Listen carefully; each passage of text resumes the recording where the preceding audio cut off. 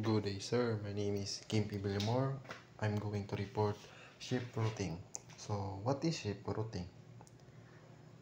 Ship routing is information is very important for ships. It tells ships the best way to travel on the sea, just like cars, use roads and traffic rules. Ships also need guidance. This information helps ships travel safely, quickly, and with less fuel.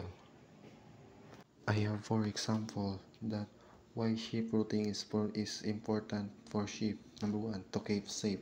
Ship routing gives ships safe paths to follow. These paths help ships avoid danger like shallow water.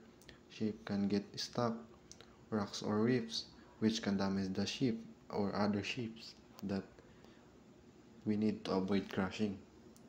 The second one is to make travel faster and cheaper.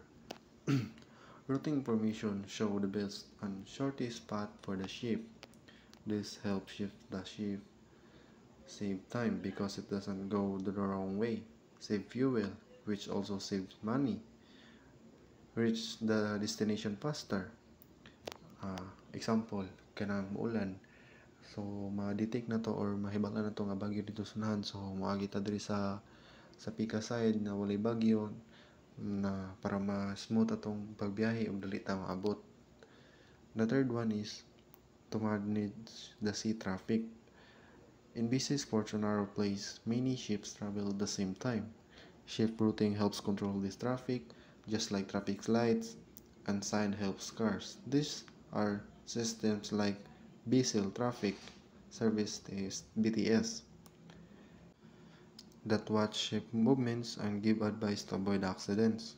So number 4, use of ship routing publication. Sailors use special books and guides such as Ship Routing Guide or AMO, Admiralty Sailing Direction. This publication give maps or the best routes, information or seasonal dangers like ice or monsoon. Rules or to follow like colorics, international rules of preventing collision. And that's all. Thank you.